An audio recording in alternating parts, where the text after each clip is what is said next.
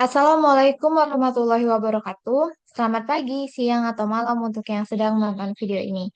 Pada kesempatan kali ini, saya akan mempresentasikan hasil draft jurnal kami dalam mata kuliah metode penelitian dengan judul Perbandingan K-means, DB-scan, Algomoratif pada Clustering Gempa Bumi Sumbaksel 2015 sampai 2025 berbasis USGS, di mana penelitian ini disusun oleh kelompok kami yang terdiri dari 3 orang, yaitu Safa Aureli Zarian, Putri Rahel Alivia, saya sendiri, dan Bagus Prihantoro.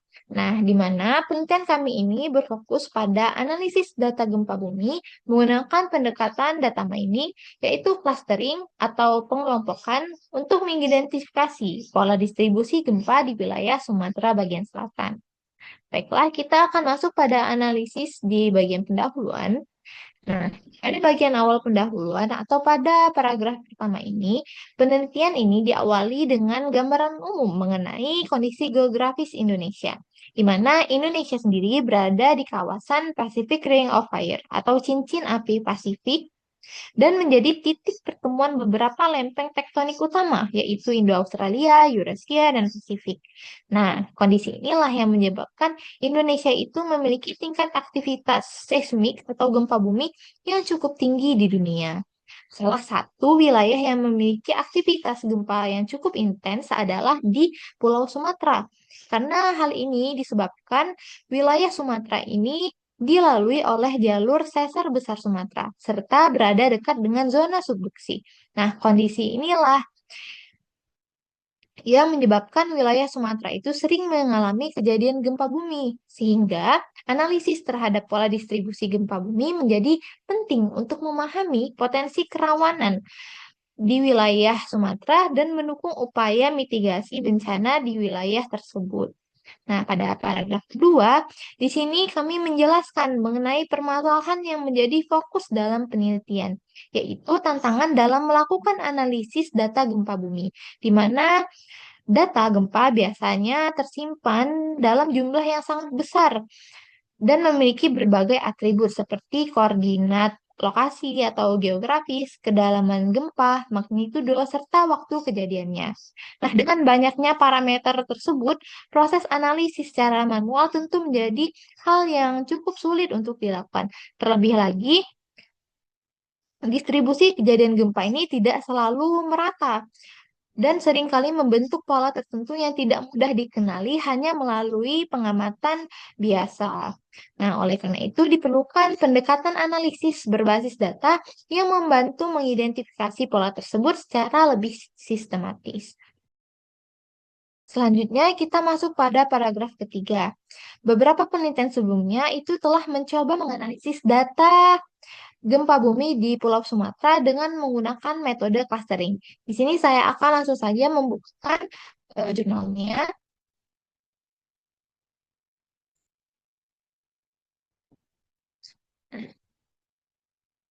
Sebagai contoh, pada penelitian yang dilakukan oleh Rafflesia dan kawan-kawan dengan judul Analysis of Seismic Data in Sumatra Using Robust K-means Clustering, di mana Rafflesia dan kawan-kawan ini melakukan pengelompokan data gempa dan hasilnya menemukan dua klaster utama yang berkorelasi dengan zona subduksi Mentawai dan jalur sesar besar Sumatera.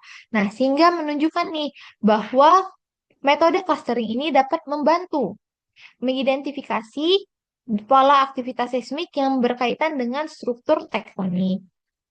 Penelitian selanjutnya dilakukan oleh Lekeisha dan kawan-kawan yang berjudul Komparasi Klasterisasi Data Historis Gempa Bumi menggunakan DB-scan, K-means, dan Algomoratif Clustering, di mana Lekeisha dan kawan-kawan ini menggunakan data gempa historis Sumatera dari tahun 1973 sampai tahun 2023 dengan membandingkan tiga metode utama yaitu DB-scan, K-means, dan Algomoratif Clustering. Nah, hasil dari penelitian tersebut menunjukkan bahwa metode K-means ini merupakan algoritma terbaik untuk melakukan klasterisasi karena menghasilkan nilai siluet koefisiennya itu tertinggi dari yang lainnya yaitu sebesar 0,3948 dengan tiga klaster utama yang terbentuk. Selanjutnya itu penelitian dari Mauluda dan kawan-kawan yang berjudul Analisis Pengelompokan Gempa Bumi di Sumatera Indonesia menggunakan metode K-means, DB-scan, algorithm clustering, dan Manship.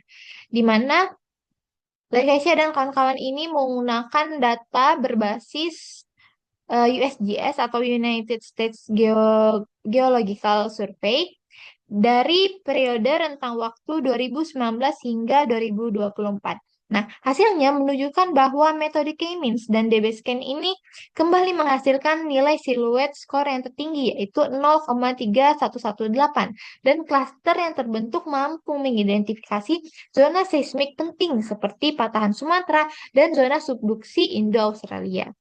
Nah, selain itu juga terdapat penelitian oleh Putri dan Sari yang berjudul Earthquake Point Clustering in Sumatra Island Using Spatiotemporal Density-Based Spatial Clustering Application with Noise atau ST-DBScan Algorithm. Nah, Putri dan kawan-kawan ini menggunakan metode ST-DBScan pada data gempa Sumatera dengan periode 1917 sampai 2023 dan berhasil mengidentifikasi 145 klaster dan 15 klaster besar yang terkonsentrasi di wilayah Siberut, Nias, Mentawai, dan Enggano. Nah,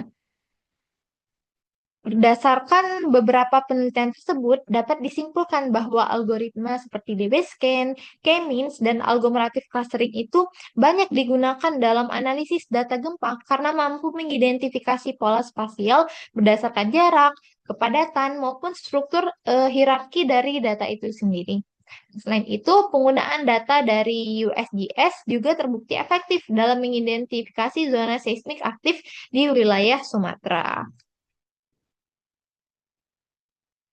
Nah, kita masuk pada paragraf keempat. Di sini kami menjelaskan kesenjangan penelitian atau research gap-nya. Jadi, dari penelitian sebelumnya ditunjukkan bahwa sebagian besar penelitian sebelumnya ini masih melakukan analisis dalam cakupan wilayah yang luas, yaitu Sumatera secara keseluruhan.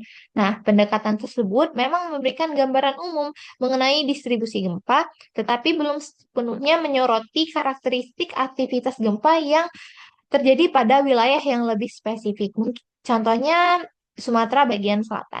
Selain itu, beberapa penelitian juga menggunakan data historis dalam rentang waktu yang sangat panjang sehingga belum tentu menggambarkan kondisi aktivitas gempa pada periode yang lebih baru.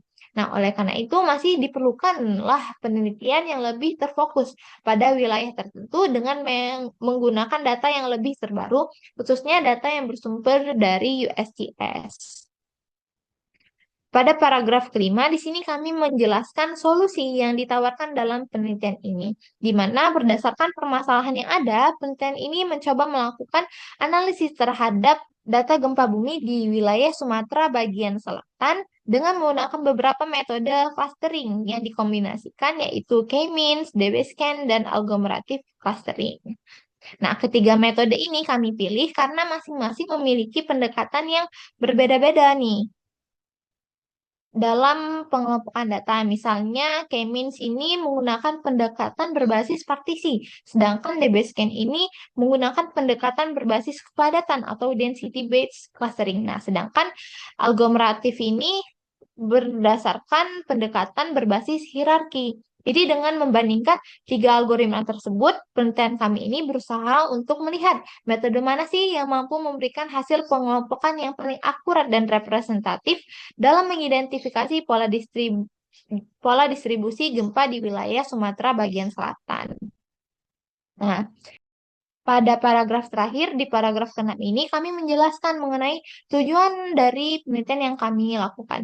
Di sini, kami bertujuan untuk memetakan pola spasial gempa bumi di wilayah Sumatera bagian selatan pada periode 2015 sampai 2025 dengan membandingkan kinerja algoritma K-means, DB-scan, dan algorithm clustering dalam pengelompokan data kejadian gempa.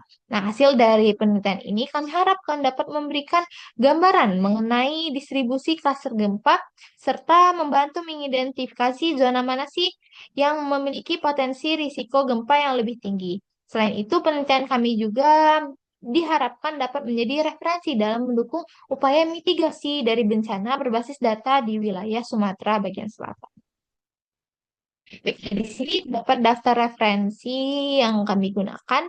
Dalam daftar referensinya, di sini kami menggunakan format American Psychology Association atau APA Style yang dapat dilihat dalam layar.